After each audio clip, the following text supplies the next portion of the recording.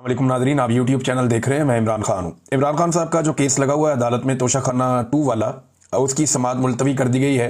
समाअत हुई नहीं, जज पहुंचे ही नहीं अडयाला जेल में समाअत के लिए और ना बाकी लोगों को आने दिया गया। उसकी वजह यह है कि इमरान खान साहब जेल में अब स्टेटमेंट देते हैं और वो स्टेटमेंट तकलीफ देता है पाकिस्तान की मिलिट्री एस्टेब्लिशमेंट, खसूसन फील्ड मार्शल को, क्योंकि इमरान खान साहब फील्ड मार्शल को लगातार मुखातिब करते हैं और उन्होंने अपनी कश्तियाँ चला दी।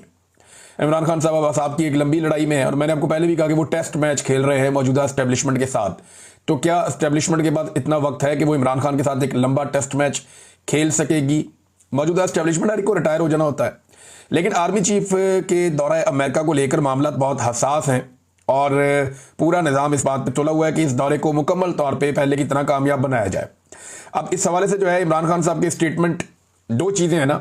एक तो 14 अगस्त पे दोबारा पाकिस्तान तहरीक-ए-इंसाफ का एहतजाज है, उसके हवाले से अभी से पकड़ धकड़ मारधाड़ शुरू है। हुकूमत जो है वो तमाम फस्तायत के हथकंडे इस्तेमाल कर रही है, सवाए खैबर पख्तूनख्वा में कहीं भी। अच्छा देखिए, खैबर पख्तूनख्वा को अलग तरीके से डील किया जा रहा है, वहाँ पे सिक्योरिटी के हालात बहुत ख़राब हो गए हैं और बाकी सूबों में पकड़ धकड़ और मारधाड़ है। तो दोनों जगह के ऊपर जो है वो आवाम के लिए मुश्किलात हैं। अब 14 अगस्त के हवाले से इमरान खान साहब का कोई स्टेटमेंट ना आए तो हुआ ये कि जज साहब ने जुडिशल कम्प्लेक्स से ही, ये जज है शाहरुख अर्जमंद, इन्होंने वहीं से जनाब ऑर्डर दे दिया कि आइंदा तारीख जो है वो अब 15 अगस्त है, यानी 14 अगस्त का जो एहतजाज है पाकिस्तान तहरीक इंसाफ का वो निकल जाए। उसके बाद 15 अगस्त को इमरान खान साहब का केस चलेगा अडयाला जेल में, तो इसको आगे ले गए हैं। और साथ ही साथ आर्मी चीफ के दौरे से पहले दो लोगों ने ट्वीट किया, ख्वाजा आसिफ ने किया और एक शहबाज शरीफ ने किया। ख्वाजा आसिफ ने दोनों ज़बानों में किया, उर्दू में भी किया, अंग्रेजी में भी किया, और इन दोनों ने डोनाल्ड ट्रंप की तारीफ की है और बहुत ज़्यादा तारीफ की है, मीठी वाली तारीफ की है। तो ये बेमौका तारीफ क्यों कर रहे हैं? अभी तो डोनाल्ड ट्रंप ने पाकिस्तान के बारे में ऐसा कुछ नहीं किया। टैरिफ का मामला तो थोड़े दिन पहले हुआ था और पाकिस्तान के मामले में डोनाल्ड ट्रंप का कोई रिसेंट स्टेटमेंट या कोई ऐसी चीज़ भी नहीं है। लेकिन अजरबैजान और आर्मीनिया को लेकर पाकिस्तान के वजीर दिफा और पाकिस्तान के वजीर आजम दोनों ने एक एक ट्वीट किया है। बाकी दुनिया को इस बात की इतनी परवाह नहीं है, लेकिन पाकिस्तान इस वक्त अमेरिकी कैंप में पूरी तरह से डोनाल्ड ट्रंप की गोद के मजे ले रहा है और पाकिस्तान के वजीर दिफा और वजीर आजम ने उस वक्त डोनाल्ड ट्रंप की तारीफों के पुल बांधे हैं जिस वक्त फील्ड मार्शल जो है वो अमेरिका जा रहे हैं। तो अब आप खुद ही समझदार है कि सारी चीज़ें एक साथ कैसे होती हैं। तहरीक इंसाफ ने नादरीन एक चीज़ शो की है, वो मैं आपको दिखाता हूँ। ये आर्टिफिशियल इंटेलिजेंस का कमाल है। ये एक नहीं है, 2-3 तस्वीरें सोशल मीडिया पे गर्दिश कर रही हैं कि इमरान खान साहब मीटिंग कर रहे हैं और ये एक पुलिस वाला मेज के नीचे घुसा हुआ है, एक पर्दे के पीछे छुपा हुआ है। तो इस किस्म की आर्टिफिशियल इंटेलिजेंस की कुछ तस्वीर जो है वो सोशल मीडिया पे गर्दिश कर रही है और वहां दिखाया जा रहा है कि जनाब ये छोटी सी मेज है, इसके नीचे पुलिस वाला छुपा हुआ है, आधा नजर आ रहा है हर तरफ से। तो यहां छुपकर कैसे एक पूरी साजिश को बेनकाब किया जा सकता है? यानी ये कैसे मुमकिन है कि पुलिस वाला उसी कमरे में मौजूद हो जहां पे इमरान खान साहब एक बड़ी घिनौनी किस्म की मुबैना तौर पे साजिश कर रहे थे। अब मैंने पाकिस्तान तहरीक इंसाफ के वकला को भी कहा कि इमरान खान के कमरे में वहां पे तो मैं भी गया हुआ हूं और मैंने वो देखा हुआ है जहां पे वो मीटिंग इमरान खान करते थे सबसे। जिस ड्राइंग रूम की पुलिस वाले बात कर रहे हैं उस ड्राइंग रूम में मैं भी गया हूं और बेशुमार मजीद सहाफ़ी और लोग गए। हजारों लोग मेरे ख्याल में इमरान खान साहब से इंटरेक्शन करते थे हर महीने, तो बहुत सारे लोग वहां जाते रहे। अब इमरान खान साहब रोजाना तो फर्नीचर चेंज करते नहीं थे, उनका तो जब तक फर्नीचर फट नहीं जाता, सोफे फारिग नहीं हो जाते, टूट फूट नहीं हो जाती, तब तक वो चेंज नहीं करते। तो वहां पे वो सामान आज भी पड़ा हुआ होगा और वहीं पे होना चाहिए, क्योंकि इमरान खान साहब की गिरफ्तारी के बाद किसने उसको बदलना है। तो मैंने उनसे कहा कि जनाब आप ये टेबलें उठाएं, ये चीजें उठाएं और उठा के अदालत में ले जाएं, ले जाके अदालत में सोफा रखें, टेबल रखें और जज को कहें कि इस पुलिस वाले को बोले इसके नीचे छुप के दिखाए। अगर ये इसके नीचे छुप गया तो आप हम सबको फांसी लगा दें। छोटी छोटी टेबलें हैं वहां पे, वो बड़ी टेबल थी नहीं ऐसी जिसके नीचे बंदा ऐसे छुप जाए और पूरा गायब भी हो जाए, नजर ही ना आए। और ना कोई ऐसे पर्दे बिछे हुए थे कि जिनके अंदर नीचे बंदा घुस जाएगा। ये कोई शादी वाला वो माहौल तो नहीं बना हुआ था कि बड़े से हाल के अंदर बहुत बड़ी बड़ी गोल टेबलें होती हैं जिनके ऊपर पूरे पूरे पर्दे लटक रहे होते हैं, जिनके नीचे अंदर बंदा घुस जाए तो बंदा बाद में नजर नहीं आता है। कोई डाइनिंग टेबल जैसी सूरत हाल हो, बहुत बड़ी कोई डाइनिंग टेबल है जिसके नीचे बंदा घुस जाए तो वो अंदर नजर नहीं आता, किसी के पैरों पे भी टच नहीं होता। बड़ी अजीबोगरीब किस्म की ये कहानी सुनाई गई है और अदालत ने इस कहानी पे यकीन करते हुए फैसला भी दे दिया। अब आर्टिफिशियल इंटेलिजेंस के जरिए से जो काम पाकिस्तान तहरीक इंसाफ कर रही है, ये काम पाकिस्तान तहरीक इंसाफ प्रैक्टिकली कर सकती थी। अभी भी उठाएं टेबल सामने रख के अलीमा खान प्रेस कॉन्फ्रेंस करें कि ये वो टेबल है जिसके नीचे पुलिस वाला छिपा हुआ था। अब बताएं पुलिस वाला इसके नीचे छुप के दिखाए ना, कि इसके नीचे बंदा कैसे छुप सकता है। बहरहाल एक और नाज़रीन खबर है और ये बड़ी इंटरेस्टिंग है। अब भारतीय डिफेंस की जानिब से भी एक दावा सामने आया और ये भारतीय एयर चीफ है। भारतीय एयर चीफ ने बहुत अजीबोगरीब दावा कर दिया है और ये मज़ाक़ा खेज दावा है। इनका नाम है जी अमरप्रीत सिंह। अमरप्रीत सिंह जो है वो भारतीय एयर चीफ है और इनके दौर में भारत के तैयारे पाकिस्तान ने गिराए, तबाही फेर दी इंडियन एयरफोर्स की और इंडियन तैयारे जो हैं वो एक एक करके गिरे। राफेल तैयारे की तबाही करवा के वहाँ फ्रांस की मार्केट भी डाउन कर दी और चाइना का बहुत फ़ायदा हो गया इसमें। तो जनाब अब वो ये कह रहे हैं कि जी हमने भी पाकिस्तान के 6 तैयारे तबाह किए थे। इतने महीने गुजर गए, मई के महीने में लड़ाई हुई थी, जून जुलाई, अब ये अगस्त चल रहा है। 3 महीने के बाद इंडियन एयर चीफ आता है और वो आकर कहता है जी हमने भी इंडिया पाकिस्तान के तैयारे तबाह किए थे। तो दुनिया पागल है कि मान लेगी ये बात? भाई जब तबाह किए थे तब बताना चाहिए था। कहते जी हमारे पास सबूत है, हमने पाकिस्तानी तैयारे तबाह किए थे, कुछ हमने हवा में तबाह कर दिए थे, कुछ खड़े हुए भी हमने तबाह कर दिए थे, और एक पाकिस्तान का कोई बड़ा सर्वेलेंस वाला तैयारा है वो भी हमने तबाह कर दिया था। हाँ, ये पाकिस्तान के साथ हुआ था कराची मेहरान एयरबेस पे, जब हमारा एक बड़ा तैयारा तबाह किया गया था जो बहुत कीमती था। वो उस वक्त एक हुआ था हमारे साथ वाकया, लेकिन ये बिल्कुल झूठ है, इसका कोई सबूत इनके पास नहीं है। और पाकिस्तान का जो एक्शन था जिसमें इंडियन तैयारे गिरे हैं, वो पूरी दुनिया के अंदर सब लोग मानते हैं। अमेरिकी सदर कहता है बार बार इनके तैयारे गिर गए, उनको शर्मिंदा करते हैं, उनकी अपनी पार्लियामेंट के अंदर सब कहते हैं। तो इंडिया बहुत बुरी तरह एक्सपोज हुआ। वो अपने लोगों को खुश करने के लिए एक प्रोपेगेंडा चला रहे हैं, क्योंकि हमारी आवाज इंडिया तक पहुंचती नहीं है। इन्होंने हमारे सारे चैनल्स इंडिया में ब्लॉक कर दिए। इंडिया में क्या, इधर हमारे पाकिस्तानी एस्टेब्लिशमेंट ने पाकिस्तान में भी ब्लॉक कर दिए। ये हालात पैदा कर दिए गए।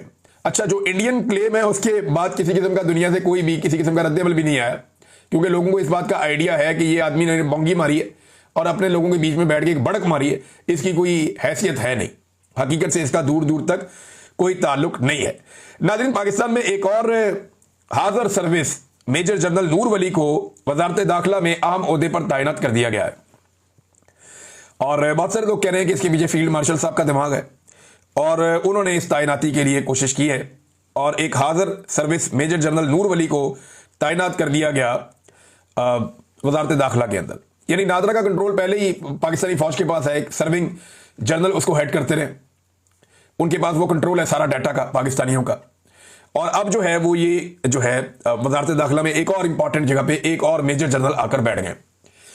ये क्यों हो रहा है? यानी ये तो सिविलियंस के इदारे हैं, इनको तो सिविलियंस ने कंट्रोल करना है और उन सिविलियंस ने कंट्रोल करना है जिन्होंने बाकी इदारों पे भी नजर रखनी है। तो इस मुल्क में तो एस्टेब्लिशमेंट के एहतसाब का सिलसिला ही खत्म हो जाएगा जब सारा का सारा कंट्रोल ही एस्टेब्लिशमेंट के बाद चला जाएगा। तो आहिस्ता आहिस्ता हो यह रहा है कि तमाम इदारों में अपने बंदे बिठाने के बाद पाकिस्तान की मिलिट्री एस्टेब्लिशमेंट आहिस्ता आहिस्ता पाकिस्तान के हर इदारे को अपने कंट्रोल में ले रही है। उन्हें ऐसा लगता है कि जितना अच्छा उनका कंट्रोल होगा पाकिस्तान के तमाम इदारों पे, उतने बेहतर अंदाज में वो अपनी मर्जी के फैसले कौम के ऊपर मुसल्लत कर सकेंगे। लिहाजा ये सारा कुछ हो रहा है, हम होता हुआ देख रहे हैं, साथ साथ रिपोर्ट कर रहे हैं, लेकिन ये सिलसिला कब तक चलेगा ये कोई कुछ नहीं कह सकता। एक दिन आएगा जब ये काया पलटेगी और हालात बेहतरी की तरफ जाएंगे। नाज़रीन, इंटरनेशनल ह्यूमन राइट्स फाउंडेशन ने भी पाकिस्तान के बारे में बड़ी तशवीशनाक एक ट्वीट की है और उन्होंने बताया कि 2 साल से इमरान खान साहब की कैद के हवाले से तहफ़्फ़ुज़ात हैं। वो बताया कि जिस किस्म की डिटेंशन में इमरान खान साहब को रखा गया है और 5 अगस्त 2023 में वो गिरफ्तार हुए थे, अब 2 साल मुकम्मल हो गए हैं, और जिस किस्म का इमरान खान साहब को फेयर ट्रायल का हक नहीं दिया गया, उनके फैमिली मेंबर्स को नहीं मिलने दिया जाता, उनके वकला को नहीं मिलने दिया जाता, ये सारी चीज़ें इस पोस्ट के अंदर लिखी हैं इंटरनेशनल ह्यूमन राइट्स फाउंडेशन ने। तो आलमी सतह पे आवाज़ें उठाई जा रही हैं। ये भी लिखा गया कि जैसे एक हफ्ते के अंदर पाकिस्तानियों की एक बड़ी तादाद को, 100 से ज़्यादा लोगों को 9 मई के मुकदमात में सजाएं सुनाई गई और वहाँ पे फेयर ट्रायल का हक नहीं दिया गया, और साथ ही साथ 85 जो सिविलियंस हैं उन्हें मिलिट्री अदालतों से सजाएं दी गई हैं। तो मुतालबा किया गया कि यह सिलसिला बंद किया जाए, ये सिलसिला ख़त्म किया जाए। स्पेशली पाकिस्तान तहरीक इंसाफ का नाम लेकर जिस किस्म के बैंड्स लगाए जा रहे हैं पाकिस्तान में, तहरीक इंसाफ पर उनकी आवाज़ को दबाया जा रहा है। फ्रीडम ऑफ स्पीच पाकिस्तान में नहीं है। साथ ही साथ जो लोग एहतजाज करना चाहते हैं उन्हें गिरफ्तार किया जाता है, जो कुछ 5 अगस्त को हुआ और जो लगातार होता चला जा रहा है। इस सब के खिलाफ जो है वो ना सिर्फ मजम्मत की गई बल्कि आवाज़ उठाई गई और पाकिस्तान की जो रियासत है उसे कहा गया कि इस किस्म की चीज़ें बंद करें, ये इंटरनेशनली आप वायलेशन कर रहे हैं ह्यूमन राइट्स की, जो इंटरनेशनल लेवल के ऊपर एक सेट पैटर्न है, पाकिस्तान उससे बार बार बाहर निकल जाता है। अब नाज़रीन, बलूचिस्तान की सूरत हाल क्या पाकिस्तान के हाथ से बाहर निकल रही है? एक्चुअली तो बलूचिस्तान पाकिस्तान है ना, एक सूबा पाकिस्तान का, लेकिन बलूचिस्तान के हालात लगातार बिगड़ते जा रहे हैं। पाकिस्तान का जो वजीर दाखिला है या पाकिस्तान की जो एस्टेब्लिशमेंट है वो एक डिनाइल की सिचुएशन में, जिस वक्त बार बार सियासतदान भी कहते थे, हम भी कहते थे, बलूचिस्तान में जो हमारे दोस्त हैं वो ये बताते थे कि बलूचिस्तान हाथ से निकल रहा है, बलूचिस्तान के हालात खराब हो रहे हैं, वहां पे एक नफरत बढ़ती चली जा रही है।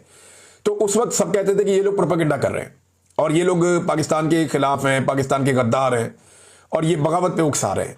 हम पहले बता रहे थे कि चीजें हाथ से निकल रही हैं और ये कहते थे एक एसएचओ की मार है। इन्होंने बहुत झूठ बोला कौम से। जाफर एक्सप्रेस के इंसिडेंट में जो कुछ हुआ उस सारे को कौम से छुपाया गया। बहुत सारी चीजें जो कौम को पता होनी चाहिए थी वो कौम को नहीं बताई गई और बलूचिस्तान आहिस्ता आहिस्ता आहिस्ता एक नो गो एरिया में कन्वर्ट हो गया। बजाय इसके कि एस्टेब्लिशमेंट होश के नाखून लेती, उन्होंने डंडे का सहारा लिया, बंदूक उठाई, गोली का इस्तेमाल किया, जबरी तौर पे इंसानों को लापता किया और नफरत को हवा देना शुरू कर दिया। अब जो चिंगारी एक भड़क रही थी बलूचिस्तान में, बजाय इसके कि उसको ठंडा करते, उसमें पानी डालते सियासतदान आकर, एस्टेब्लिशमेंट ने उसको हवा देना शुरू कर दी और अब वो एक आग के अंदर बदल चुकी है। बलूचिस्तान की सूरत हाल क्या है इस वक्त जो लेटेस्ट है, उस हवाले से कुछ चीजें मैं आपको बताता हूं कि सिक्योरिटी की बिगड़ती सूरत हाल का अंदाजा आप इस खबर से लगा सकते हैं कि पंजाब से एक शख्स को कहा गया कि ऑफिसर है, सीनियर ऑफिसर है, कि आपको हम आईजी बलूचिस्तान की पोस्ट दे रहे हैं, आप बलूचिस्तान चले जाएं। अब आईजी की जो पोस्ट होती है ना, ये बड़ी अहम होती है। जो आईजी लग सकता है बलूचिस्तान में वो बाद में इस्लामाबाद में, पेशावर में, लाहौर में, कराची में, कहीं भी आईजी लग सकता है। एक बड़ा होता है ना, उससे फायदा उठाया जा सकता है। लेकिन इस ऑफिसर ने आईजी बलूचिस्तान लगने से इनकार कर दिया। अब आप अंदाजा करेंगे एक ऑफिसर आईजी जैसा ओहदा उस पे जाने से इनकार कर रहा है कि भाई मैं इस सूबे में नहीं जा सकता। और यौमे आज़ादी की जो तकरीबात हैं वो 7 अगस्त को पेशगी मना ली गई, ये भी आप अंदाजा कर लें। यानी आप 14 अगस्त की तकरीबात यौमे आज़ादी मनाते हैं ना, वो 7 अगस्त को पेशगी तकरीबात कर ली गई। अब विजुअल इकट्ठे किए जा रहे हैं कि जनाब 14 अगस्त पे हम चला लेंगे। इतने सीरियस मसाइल हैं बलूचिस्तान के अंदर और अब हालात यहां तक पहुंच गए हैं कि इंटरनेट बंद है बलूचिस्तान में, मोबाइल इंटरनेट मुकम्मल तौर पे बंद किया हुआ है और सिर्फ सिक्योरिटी वजूहात की बिना पर। और रात के वक्त जी पब्लिक ट्रांसपोर्ट बंद कर देते हैं पूरे बलूचिस्तान में, मगरिब के बाद कोई गाड़ी नहीं छोड़ते, कहीं किसी को नहीं जाने देते। और पंजाब जाने वाली बसों में 2 गनमैन तैनात किए जाते हैं अब हर बस के अंदर, ताकि लोग जो है वो हिफाजत के साथ पहुंच सकें। ऐसा पाकिस्तान में और कहीं नहीं होता। और पंजाब से आने वाली मुसाफिर बसों को सिर्फ दिन के वक्त सफ़र की इजाज़त दी जाती है और नहीं दी जाती बाकियों को। जो अहले तशी हैं, जो ज़ायरीन हैं, इसमें सुन्नी भी चले जाते हैं, ये ईरान और इराक, तो इसमें ये जो ज़ायरीन जाते हैं इनको सड़क के ज़रिए जाने से मना कर दिया गया है। और सरकारी अफसरान और मेम्बरान असम्बली को हदायत की गई है कि वो तनहा बिल्कुल सफ़र ना करें, बड़ी सिक्योरिटी के अंदर ट्रैवल करें। ये नाज़रीन बलूचिस्तान की सूरत हाल है। जो लोग ये दावा करते हैं कि बलूचिस्तान ठीक हालात में है, वो जाकर ज़रा आईना देखें और अपने गिरबान में झांकें कि उन्होंने इस डिनाइल में बलूचिस्तान को कहां तक पहुंचा दिया है। इंतहाई मखदूश सूरत हाल है और इसको ठीक करने का तरीकाकार क्या है? सिर्फ एक तरीका है कि आप आईने पाकिस्तान पर अमल करें, आप जबरी गुमशुदगियां बंद करें, बलूचिस्तान के नौजवानों से बात करें। समीदीन बलूच साहिबा पहुंची हैं, अब लगभग 25 दिन से ज्यादा हो गए हैं बलूचिस्तान में जबरी गुमशुदगियों के खिलाफ और खवातीन की गैर कानूनी गिरफ्तारियों के खिलाफ एक एहतजाज चल रहा है इस्लामाबाद में। लोग रोजाना आकर बैठ जाते हैं धरना देने के लिए, एहतजाज करते हैं, कभी सड़क पे, कभी कहीं, जहां उन्हें जगह मिलती है वो बलूच खवातीन है वो आकर बैठती हैं, वो एहतजाज करती हैं। अब समीदीन बलूच साहिबा ने वहां पे एक स्टेटमेंट दिया, उन्होंने कहा अगर हम रियासत को तस्लीम ना करते तो यहां पुरअमन सड़कों पर नहीं बैठते। अब ये कितनी क्लैरिटी के साथ वो ये कह रही है। पाकिस्तान की पूरी रियासत इन्हें दहशतगर्द साबित करने में तुली हुई है। जो लोग एहतजाज कर रहे हैं कि ये रियासत को नहीं मानते, ये तो दहशतगर्द है, वो अपने मुंह से कह रही है वहां बैठ के अगर हम रियासत को तस्लीम ना करते तो यहां पुरअमन सड़कों पर नहीं बैठते। आज हमारे हाथ में भी बंदूक होती, बंदूक उठाना आसान ऑप्शन होता। इस तरह इस्लामाबाद की सड़कों पर बैठकर आइन और कानून की बात करना जुर्रत और जमीर की बात है। अगर आज हम पुरअमन एहतजाज कर रहे हैं तो रियासत को चाहिए कि हमारे इस एहतजाज को सुने। अगर इस तरह हमें दहशतगर्द बनाया गया तो फिर जो पुरअमन सियासी जद्दोजहद पर यकीन रखते हैं उनका भी एतबार उठ जाएगा। अब ये बड़ी अकल वाली बात है, एक खातून है वो कर रही है, रियासत को वक्त से पहले समझा रही हैं कि जो लोग अभी भी रियासत पे भरोसा करना चाहते हैं, जो लोग अभी भी चाहते हैं कि कोई हथियार ना उठाए, पुरअमन तरीके से बलूचिस्तान का मसला हल हो, वो सड़कों पर आकर बैठे हैं बजाय उनकी बात सुनने के। आप उनके ऊपर जुल्म और सितम कर रहे हैं।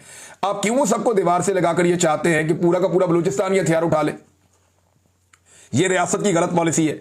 इसको नवाज शरीफ ने माजी में कंडेम किया था, आजकल नवाज शरीफ खामोश है। इसको इमरान खान साहब ने कंडेम किया था, आजकल वो जेल में है। और हर दौर में यह जुल्म होता रहा है बलूचिस्तान के लोगों के साथ, कबायली इलाकों के लोगों के साथ।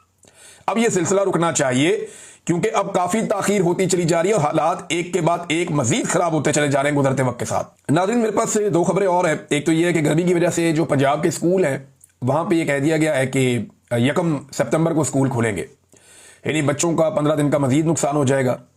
अब मौसम तो तब्दील हो रहा है, बजाय इसके कि बच्चों को सहूलतें दी जाएं, स्कूलों को अपग्रेड किया जाए, सूरत को बेहतर किया जाए, ये जो लंबी छुट्टियां हैं ये बच्चों के सिलेबस का नुकसान करेंगी। ये भी एक रियलिटी है, टीचर्स ने मुझे बताया कि ये इससे नुकसान होगा। अब देखें आगे स्मोक आ जाएगी, स्मोक के दिनों में दोबारा स्कूल बंद कर दिए जाते हैं। उसकी वजह यह कि एक नया फिनोमिना है ना, तो अगर गर्मियों की छुट्टियां 3 महीने तक लंबी भी हो जाती थी तो फिर जो सर्दियों में ये कसर पूरी हो जाती थी, लेकिन अब सर्दियों में स्मोक की वजह से स्कूल बंद किए जाते हैं और बच्चे स्कूल नहीं जा पाते। ये एक नई चीज़ है। तो क्लाइमेट चेंज ने जो पाकिस्तान के अंदर एनवायरनमेंट की तबाही हुई है गुज़िश्ता चंद दहाइयों में, जिस पर हमने बिल्कुल तवज्जो नहीं दी, उसने बच्चों की तालीम और आने वाले जो नस्ल है उसकी ट्रेनिंग पे बड़े खौफनाक असरात डाले हैं। और ये चीज़ें हमें फेस करनी पड़ेंगी। पाकिस्तान को बेहतर प्लानिंग की ज़रूरत है, लेकिन मौजूदा रजीम जो है इसके पास तो हर चीज़ का एक ही हल है, बंद कर दो। कोई मसला हो रहा है इंटरनेट बंद कर दो, कोई और बात हो रही है मोबाइल फ़ोन बंद कर दो, कोई वाकया होने वाला जी डबल सवारी बंद कर दो, कोई और चीज़ हो रही है जी दहशतगर्दी का खतरा है जनाब डबल सवारी बंद कर दो, स्कूल बंद कर दो, सड़कें बंद कर दो, यानी लीडर भी बंद कर दो। इनके पास हर चीज़ का एक ही हल है कि बंद कर दो। किसी चीज़ को दुरुस्त करने की कैपेसिटी है नहीं और बंद करने के अलावा इनको कुछ और आता नहीं है। नाज़रीन, पाकिस्तान में शुगर मिलों को नवाजने के लिए जो है वो एक लंबा सिलसिला चल रहा है। अब ये एक और काम डाल दिया गया है। ये दो चीज़ें हुई हैं। एक तो चीनी के अंदर ये बेशुमार पैसा कमाते हैं। जब ये खरीदारी करते हैं गन्ने की तो ये इस तरीके से खरीदारी करते हैं कि किसानों को इंतजार कराते हैं, उन्हें किराया पड़ता रहता है ट्रॉलियों का, गन्ना खुश्क होता रहता है और ये बाद में उसका वजन कम करके फिर खरीदते हैं। एक तो वजन के अंदर 2 नंबरी करते हैं, दूसरा वजन में 2-3 किस्म की 2 नंबरियां हैं जो ये लोग करते हैं, और दूसरा ये कीमत अदा नहीं करते किसान को पूरी, बहुत सस्ता गन्ना खरीदते हैं। फिर चीनी की कीमत कभी स्टॉक करके, कभी सट्टा खेल के, कभी हुकूमत के साथ मिलकर, कभी एक्सपोर्ट करके, कभी इंपोर्ट करके उसके अंदर भी ये दिहाड़ियां लगाते हैं। और आखिरी चीज जो अब एक और इनको मिलती है, ये फोक एक गन्ने से पैदा होता है, हम इसे फोक कहते हैं, बिगास भी कहते हैं इसे। इससे बिजली बनती है, ये कोयले की तरह जलता है। और अब किया ये गया है हुकूमत की जानिब से कि ये इसकी कीमत पहले आधी होती थी, अब डबल कर दी गई है। इसकी कीमत को भी कोयले की कीमत के बराबर कर दिया गया है ताकि इस हिसाब से मुनाफा और फायदा दिया जाए इन शुगर मिलों को। यानी कैपेसिटी पेमेंट शुगर मिलों को भी अदा की जा रही है जो बिजली वो पैदा करती हैं या कर सकती हैं।